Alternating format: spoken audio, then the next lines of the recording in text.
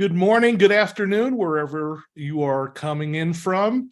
Bill Bronchick here, and welcome to the final day 5 of the Real Estate Subject to Rockstar Challenge. I see people raising their hands already on the thing electronically.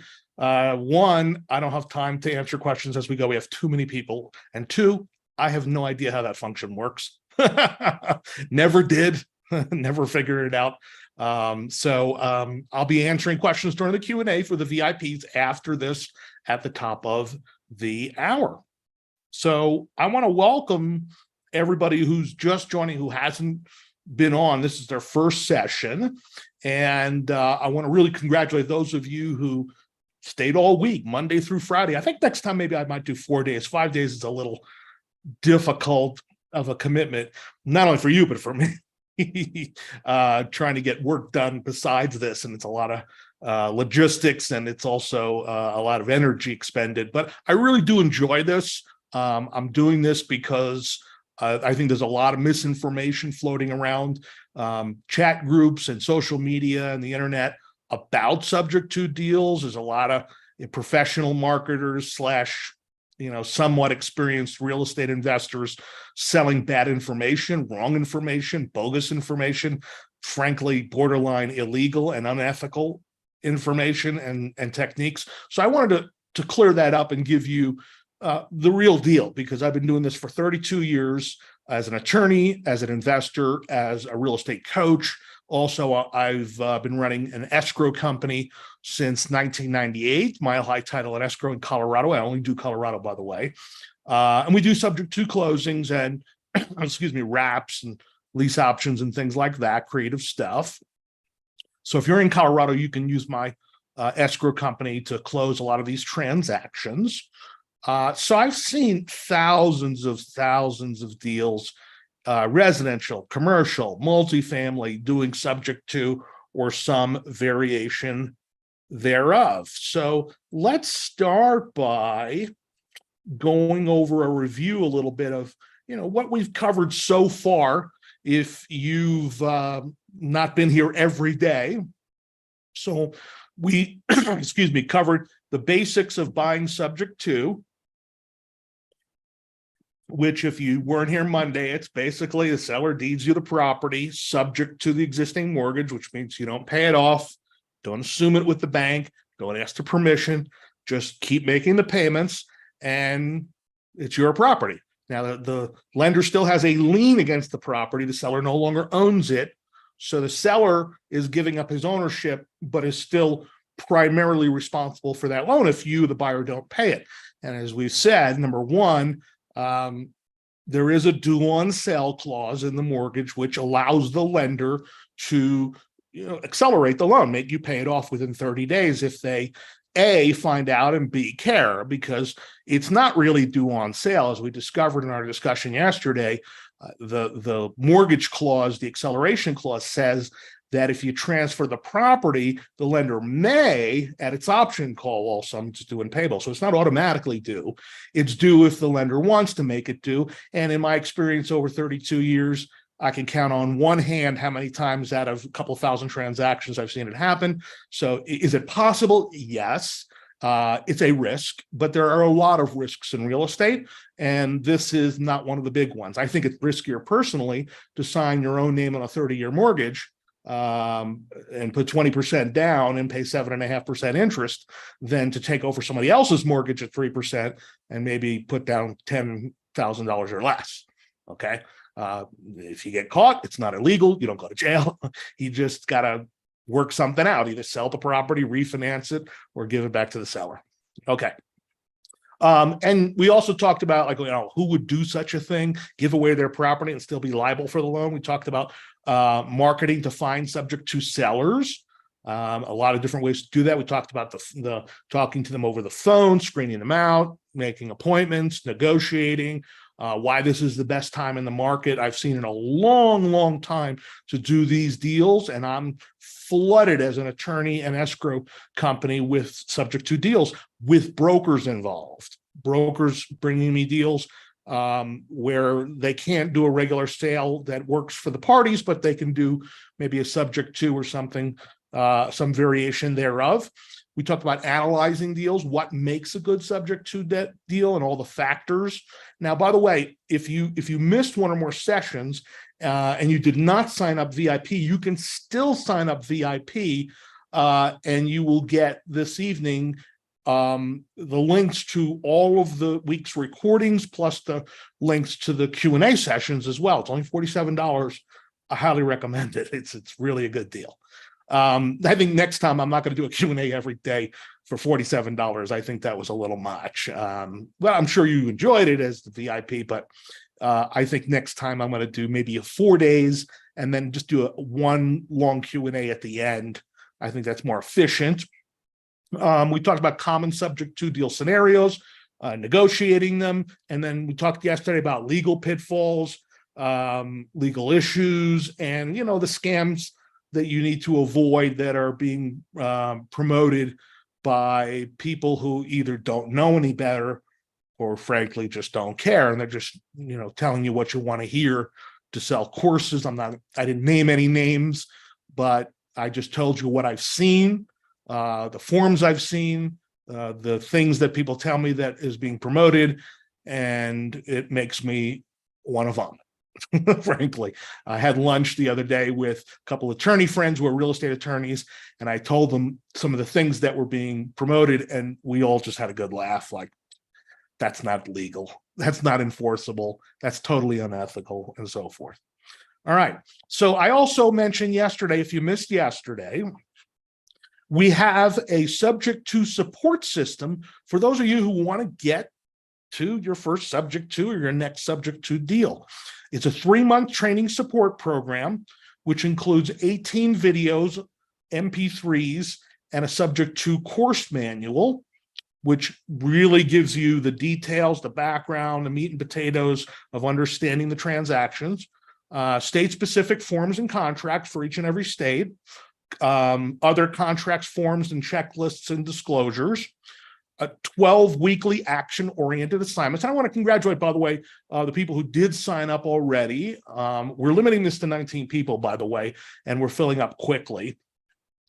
So what we have is really a step-by-step assignment, week by week, and a daily checklist that you can use to really get going on this. It's a structured program that allows you to get started very quickly and get to your first deal within your first couple of months. We also have twice monthly, every other week, live Zoom Q&A for an hour with me, where you can ask any questions you want. That's invaluable because I will review your deals, explain any concepts, or you can listen in on other people's questions. You get unlimited deal review for the entire 3-month program. So we have a form you fill out with the information. You can upload documents, pictures, whatever information that you have about the property, and then I will review it and then tell you either good, bad, or need more information. And I could save you from most of the deals. I'm going to be saving you from bad deals or dangerous deals.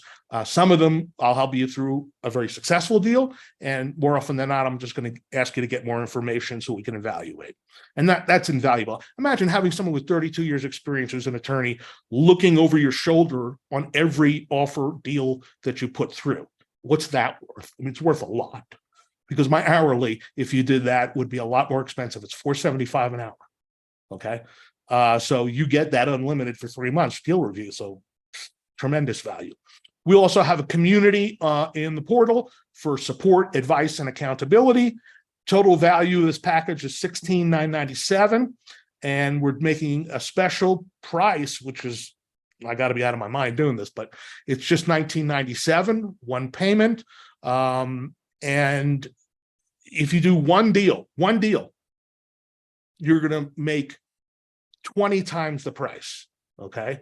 If you've already done a few and it helps you do a few more deals, that's even more valuable. I mean, if you're starting at 0 and you do one deal, that's 100% improvement. If you're doing 5 deals a year and then you go to 10 deals a year, that's also 100% improvement. And you could step it up even more. I mean, I think honestly, the average person who's got a basic understanding of real estate can take this program and do your first deal within your first few months. You can do 1 or 2 deals in the 3 months.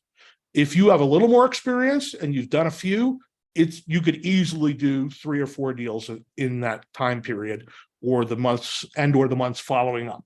So it's a great way to go, the shortest shortcut between point A and point B, to bridge the gap of knowledge, understanding, and confidence that you need to go out and do deals.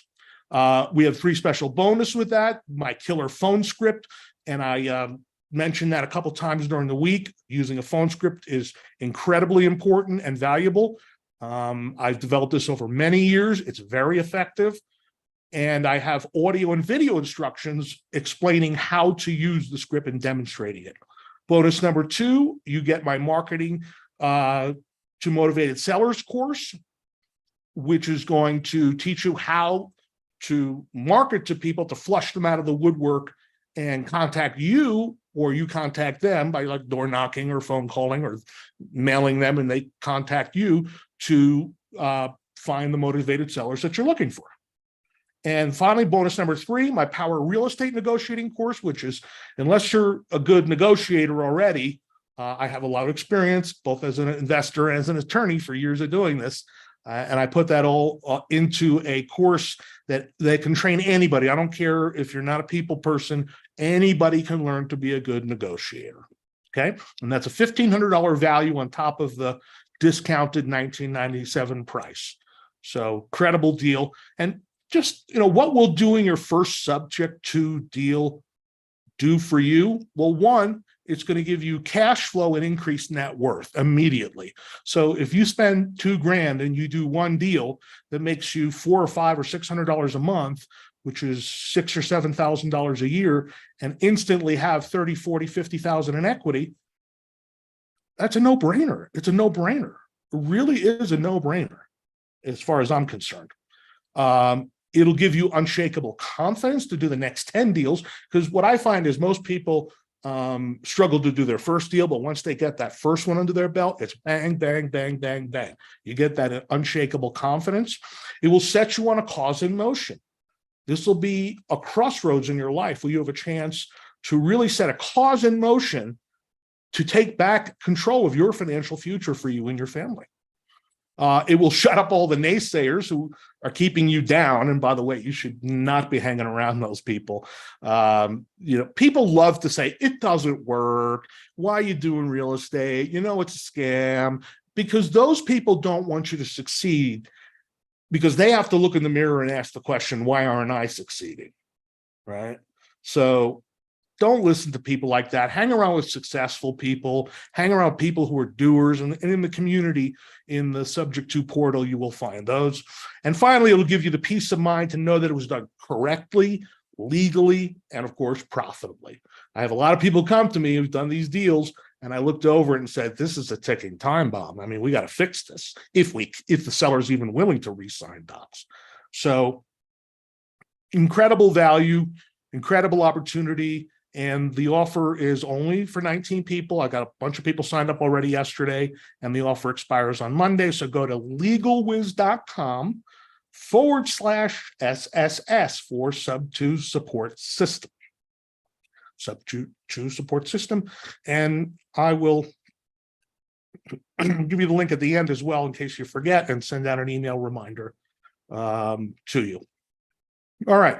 So now let's get into Sub2 profit strategies. Now, acquiring properties subject to is one thing, but then what do you do with it? Well, let's talk about some of the options.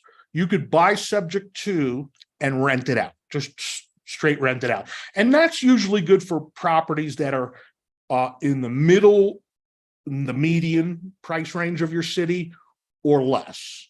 I don't like to go for the low end, but the median price or below. I call it the MOB, M-O-B, median price or below. And that's usually what we call working class or blue collar neighborhoods. Your typical 1950s to 1980s, small ranch or 2-story house, 3 or 4 bedrooms that rents, all day long. That's where the bulk of renters are in that price range. Okay, so just keep it as a rental, and long-term equity, long-term appreciation, great plan. You should definitely buy and hold some of them. Some of them you're going to buy subject to and then rent to own, or lease option them out to somebody.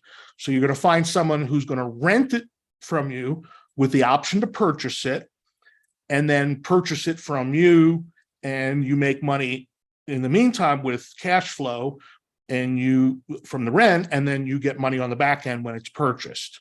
Now, what's applicable about this is sometimes we talked about yesterday in Q&A, someone asked, well, what if the seller says, how long is this going to stay in my name?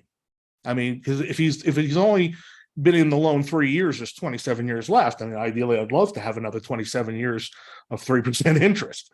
But if he says, look, I don't want this hanging out there forever, and let's say you agree on a 5-year balloon, which means in 5 years after closing, you promise to pay it off, refinance it, or sell the property, just get rid of his loan. Okay, so a rent to own is perfect because you could rent to own it to somebody for 2 or 3 years. They buy it from you, you pay off the seller's underlying loan, and then you're done. You're done. So it works. You could buy subject to and fix and flip. So for someone who's got some equity, or it's a potential fix and flip where you can add value, that's a good way to do it, because if someone says, look, I don't want this loan in my name more than 2 years or 1 year, that's enough time to buy it, fix it up, put it on the MLS with a realtor, sell it, pay off his loan, and go on your way. Okay. Next is sign up a subject to deal, meaning contract, put it under contract, where you're taking subject to someone's loan, and then assign that to another investor who might rent it out, or rent to own it, or fix and flip it.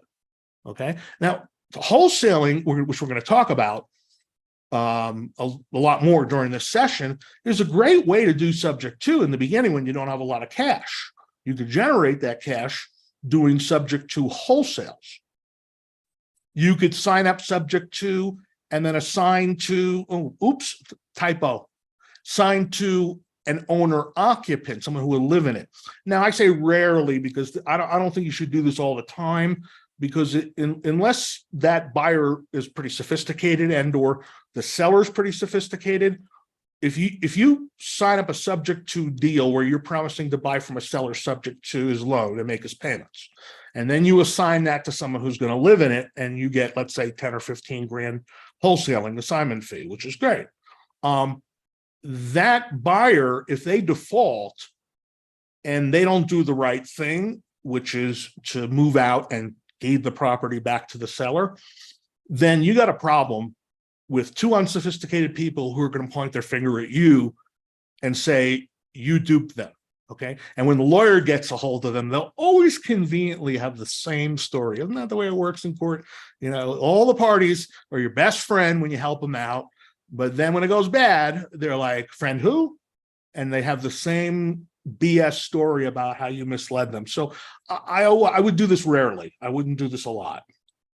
You can buy subject to as your primary residence. I bought my first primary residence this way. I gave a seller $5,000, took over subject to a loan that was 7% interest. And I moved out after about 2 years and rented it for many years, and then finally sold it for about 4 times what I paid for it. And it worked out very well. It was a 7% interest loan, but at the time rates were about 5.5, but I only had to put $5,000 down. And there wasn't a lot of equity, but it was in a great neighborhood. It worked for me. I mean, I didn't have to worry about renting it out. But so all you're looking for is, do you like the property? And more importantly, does your wife like the property? Is the payment something you can afford? And can you come up with enough cash to the seller to take it subject to and live in it?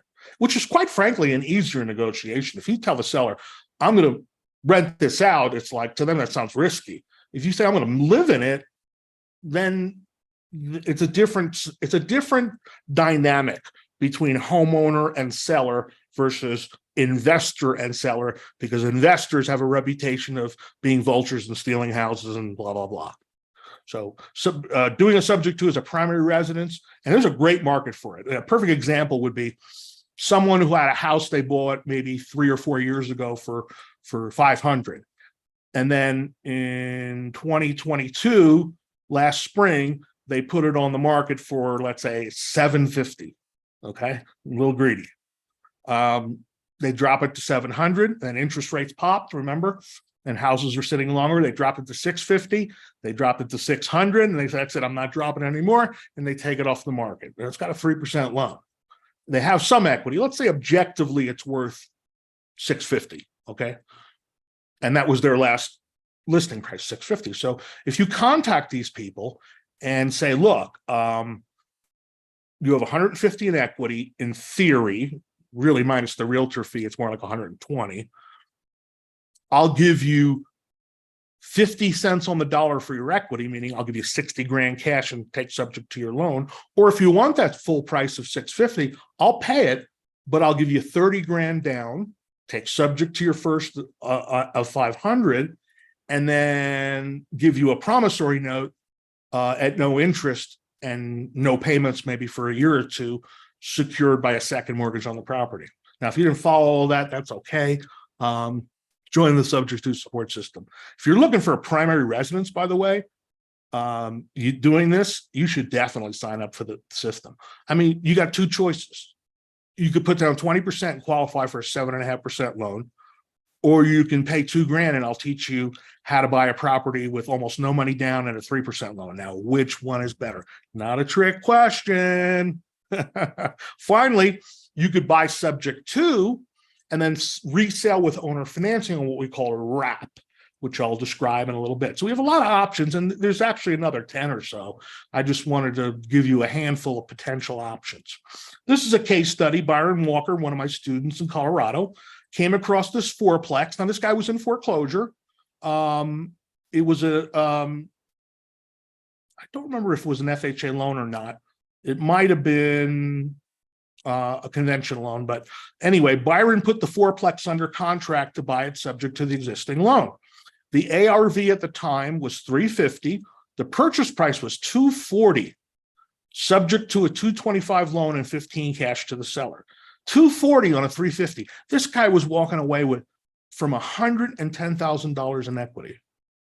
That's a hell of a deal that Byron negotiated, man. He took my course. And then Byron called me up and said, this is not my area, and I don't want to be a landlord on a fourplex, but Bill, I think you like this kind of thing. So I did is he assigned it to me for another 15 grand. So I paid a total of 255 for a 350 property, total 30 grand out of my pocket. And on a fourplex, I would have had to put normally 30% down and qualify for a loan.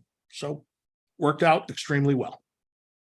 This is another one of my students, John Graham. Came across this little 1950s brick ranch, ARV 175, needed only about $5,000 worth of work, just a little carpet and paint. I love when people say a little carpet and paint. You know, a little piece of carpet and a little can of paint. So it needed about $5 grand worth of work.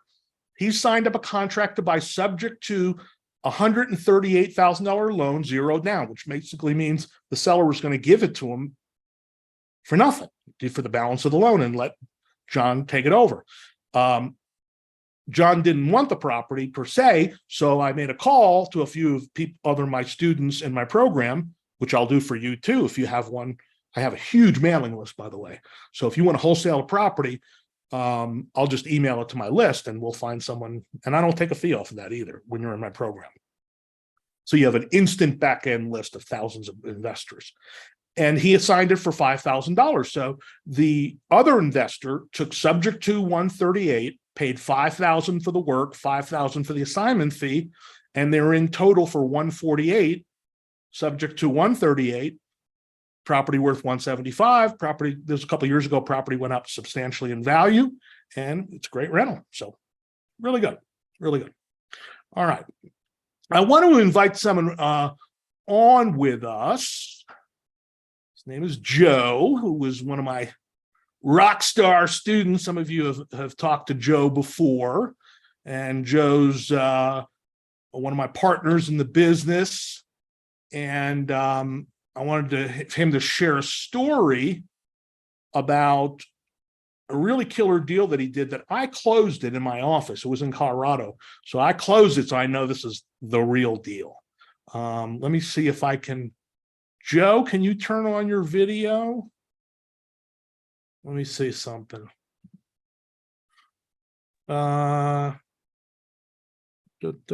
He's having trouble getting in.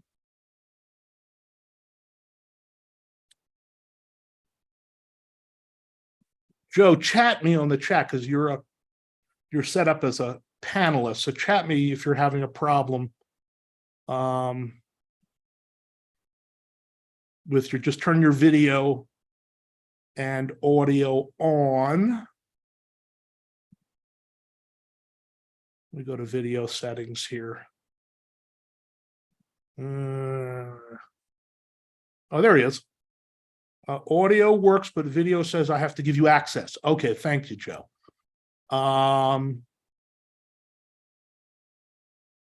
Let's see.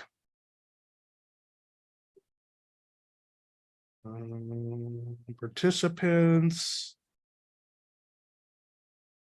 You know, I'm not seeing the option. Can you hear me? Remote control.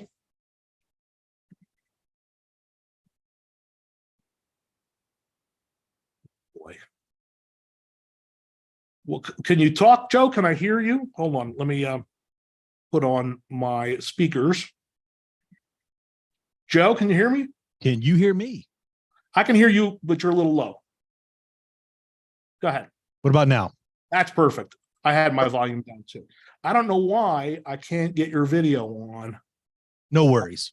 No worries. Anyway, say hello to Joe.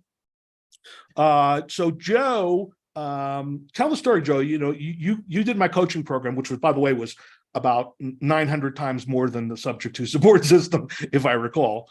You were like a full access, year and a half coaching program, which I do offer for those of you who are more advanced. And you had some experience in real estate, but you wanted to step it up a level. And so I recommended that you do some mailers, which we had talked about. I think it was expired listings, wasn't it? No, it was actually, if I remember correctly, it was non-owner occupied is what I went for, because I was targeting.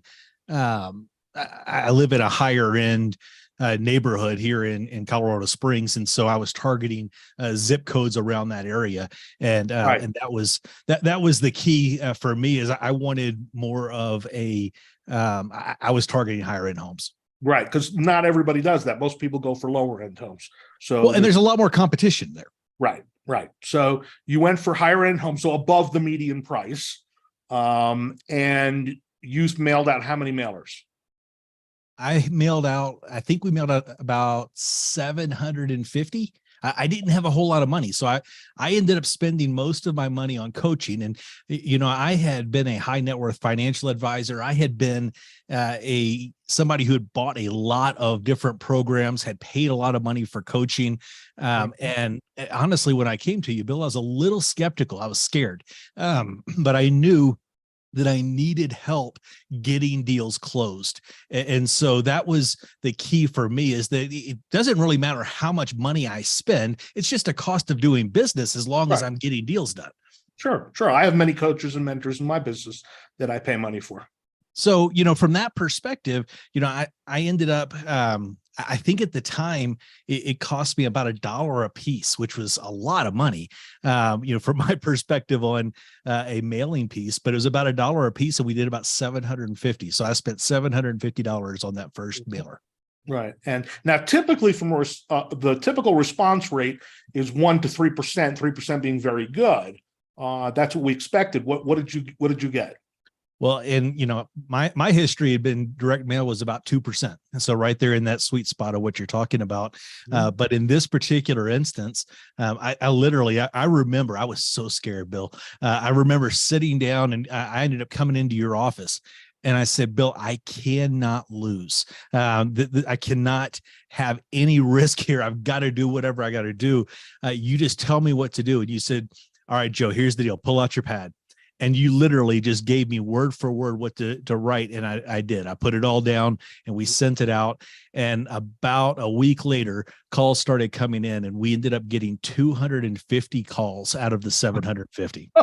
Now that blew my mind, because I think if you mailed to lower end properties, you wouldn't have gotten that. But since you had no competition on the higher end homes, which were harder to sell, you got a lot more. But I mean, that's unheard of. I mean, I know people in marketing you can offer free pizza and you won't get that many responses.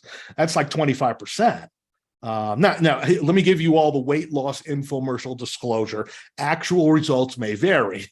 Most you're not going to get a response like that. Although I've seen some of my students, like in rural areas where nobody's working it, have gotten 20% response. But even if you get 3 or 5%, that's tremendous. So I remember Joe came to me in a panic and goes, I can't call these people back. What am I going to do? I said, Joe, wait a few days. And whoever calls you 2 or 3 times and leaves a message, call them first. Right. And then you can call the rest later.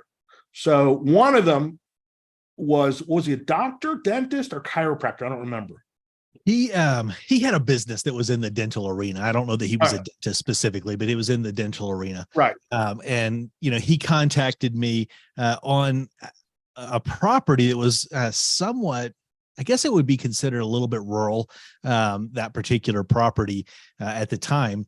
And it was right kind of in a lower end of what I was targeting, but he came to me. Joe, there you go. You can unmute your video now. I figured it out. It's not letting me. It's not letting you. Let me see here. Well, we could at least see your picture. All right. Of you and your lovely wife. Okay. So, when he contacted me off the mailer, he was just saying, listen, I've got this property. It's got a tenant in it right now. And it may be somebody that you, or maybe a property you would like. And so I went and looked at it, and it needed a roof. I mean, it needed a lot of work, Bill. It needed a roof. It needed siding. The inside of it had water damage from where the roof was leaking. The carpet was, well, let's say in need of repair. If not, it was lightly need a repair. How old was the house? It was probably 30 years old. Okay, so it's relatively new. And so he had actually built the house. And so he had built the house, but then built a really big, nice house right next to it and split up the property. But it was in need of a lot of work. But it was something where the terms were decent, that I could do something with from that perspective.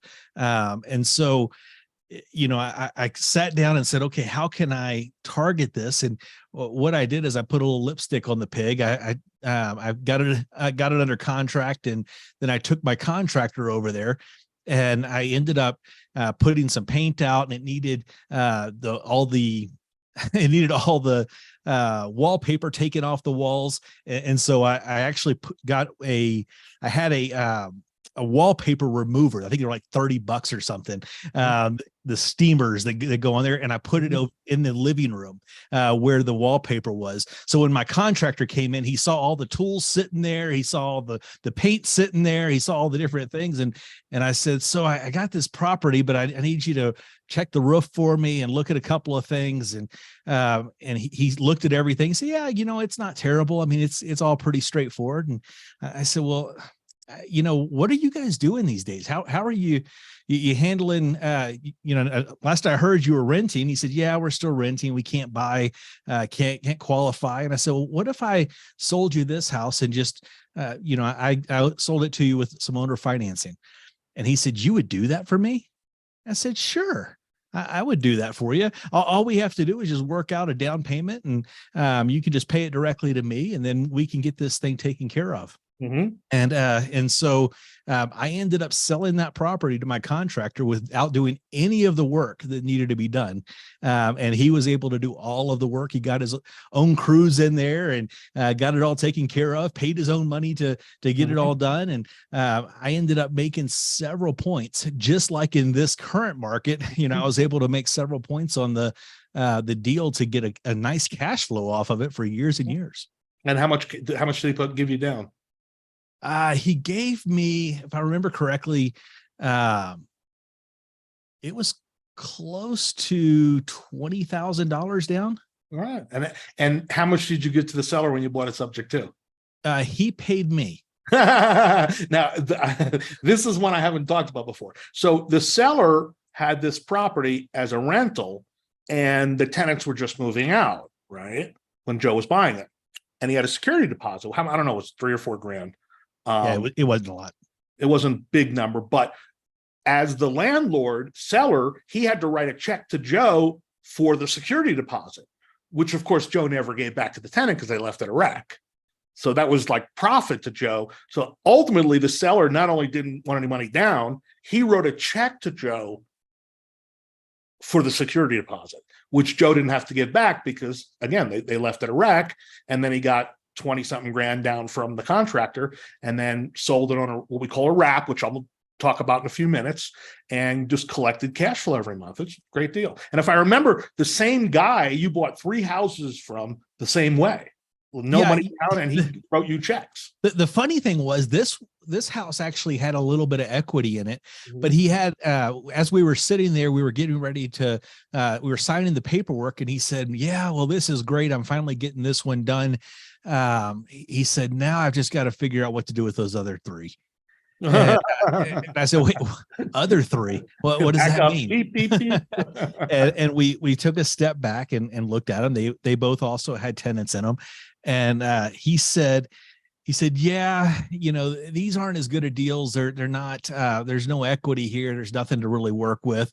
And so I'm just kind of, I'm making my way through this. My tenants want to buy the house. They want me to owner finance it to them. Can you believe that?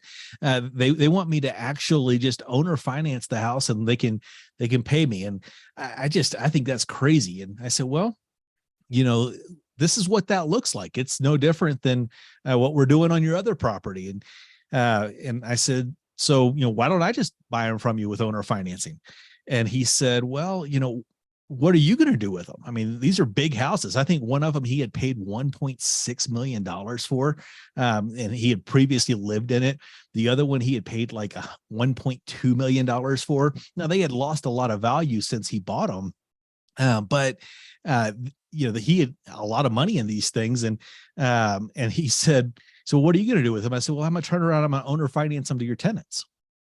And he said, well, why don't I just do it myself? And I said, well, that's simple. I know how to do it. Do you? And he said, exactly. And he said, well, no. And knowledge is power. Knowledge is power. Here was the kicker. I didn't know how to get it closed, but I had you. Right. And so, it gave me the confidence to be able to say my team can get this done. Right. My team can handle this. Right. And, now all of a sudden it wasn't me saying, when somebody asked me, how many deals have you done? I didn't have to just depend on the handful of deals that I had done.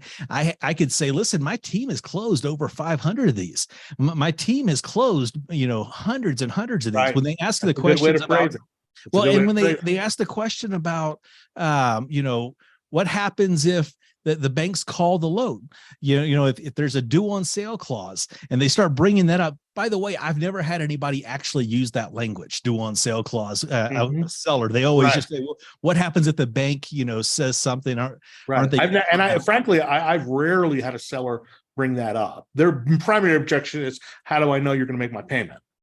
Right. Well, and, he did bring it up, but I was able to say, well, my team has closed over 500 of these.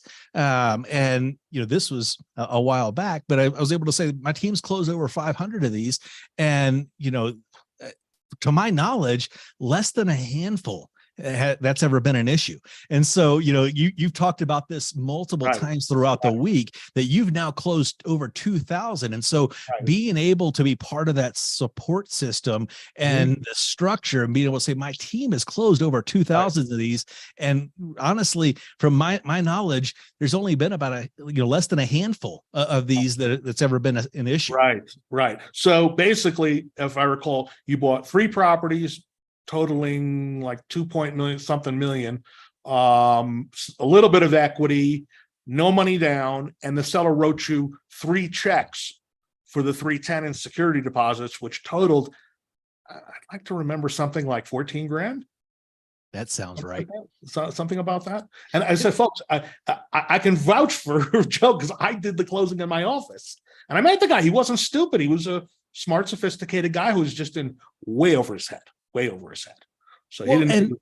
and the kicker was that then I was able to mark them up, because you teach this in your courses about being able to mark them up to sell them at a premium, so that when I got the down payment on the backside, I still had the equity involved. And so, I ended up walking in the door on all of those properties with close to $500,000 just off of those 3 properties, of between equity and down payment. And so, we could tell all kinds of stories another time about the funny down payment stories that we got there. But it was a pretty, and here's the funny part, folks. I don't think you called anybody else back, did you?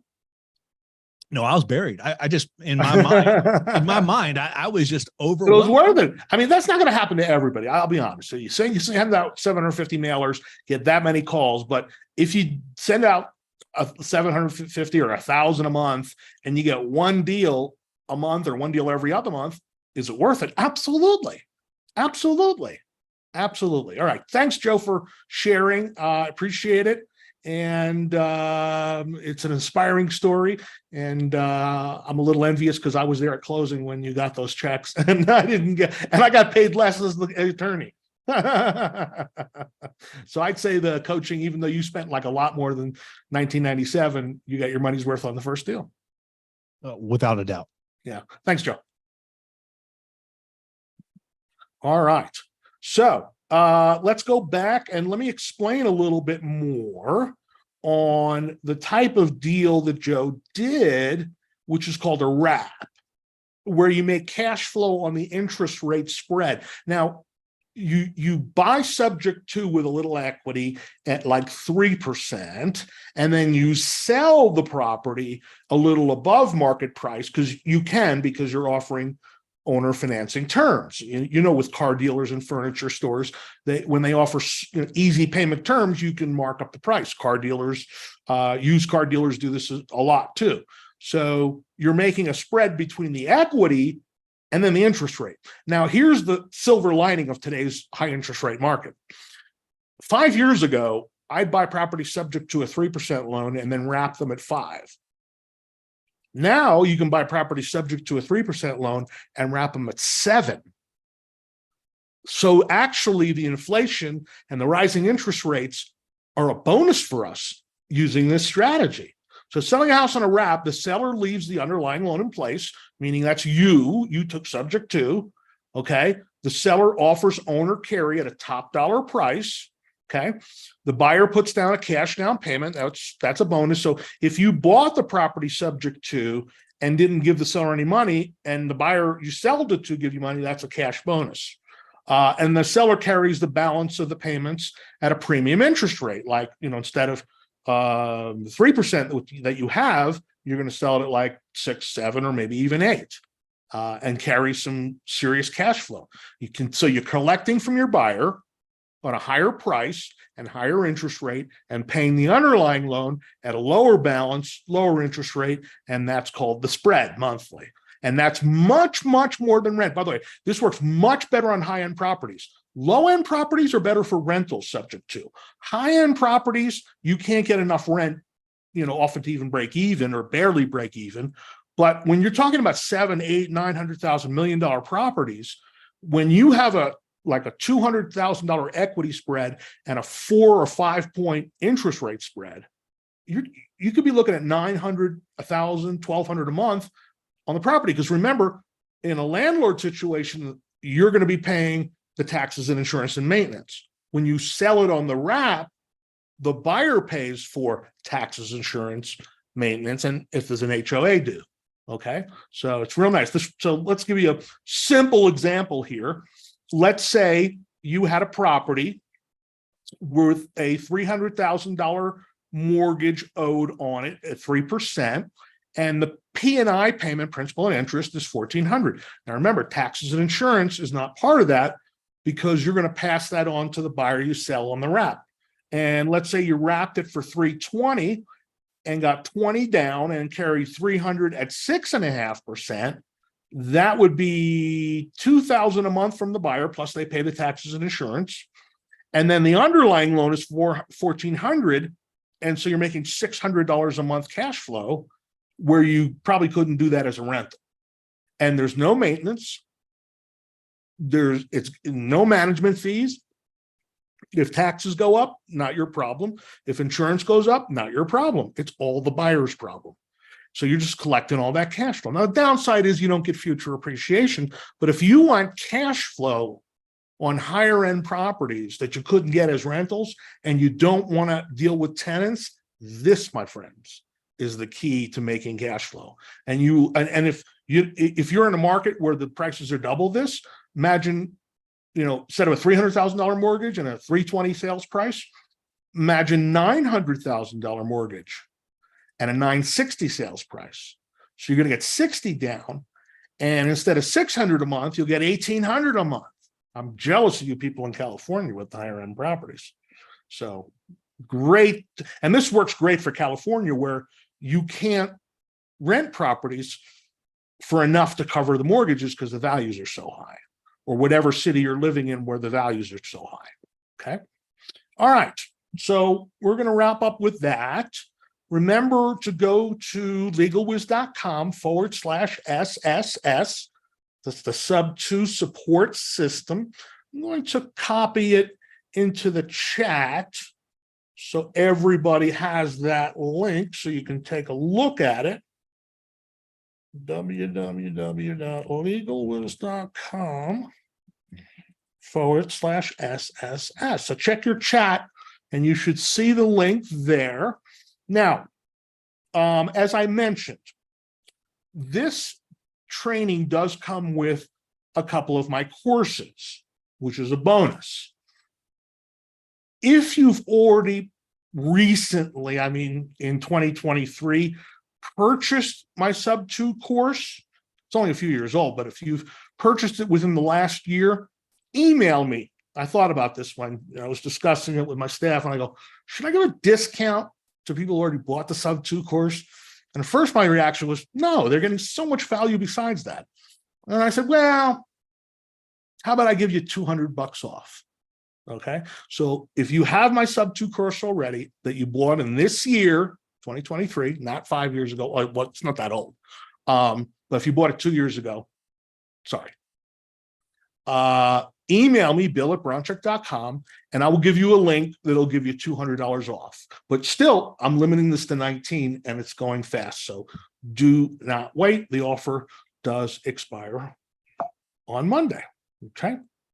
So I'm leaving you with a quote from Mark Twain. 20 years from now, you will be more disappointed by the things that you didn't do than the things that you did do. I know some of you are nervous. Maybe if you have limited funds or skeptical, and that's okay. But if you hustle, you're going to make money at this. You are going to make money at doing this. So if you're not going to hustle and you just want to slack and hope this works for you automatically, it doesn't work that way. You have to do the work. And I'm going to give you assignments, and I'm going to give you things to do, and you're going to have training materials and support and deal review and just a ton of great training, information, and support. This is a special thing I put together for buying subject twos. And wow, it's a short-term opportunity to get involved. So don't think too hard about it. You snooze, you lose. Only 19 people, and we're filling up fast. I think as last I checked, we were pretty close to half full. All right. Thank you, everyone. I want to thank everybody who joined today, and especially those of you who joined all week. It's been my privilege and pleasure to share this information with you, to impart what I know. God gave me certain talents, and one of them, I've been told, is the ability to take complex legal things and break it down into simple. And I hope I've done that for you so that you can follow the system that we've put together for you. And you'll find that the Sub2 support system is kind of like the dummies, but I can't use that title because it's trademarked. Otherwise, I'd have Sub2 for dummies. But it is very straightforward, and I explain it in the same straightforward, simple, plain English language that I've been doing all week long. So I want to encourage you. And oh, by the way, for those of my Jewish friends, Lashana Tova, it is Rosh Hashanah tomorrow. So a prayer for you all, and not just the Jews, the Gentiles too. May God bless and keep you. May he shine his face upon you and be gracious to you. May he lift his countenance upon you and grant you peace. Amen, brothers and sisters. God bless you all. I wish you all the best of luck at this, and may God prosper you in the new Jewish year. Or if you're not Jewish, you can prosper too. All right. Take care, everybody. I'll see the VIPs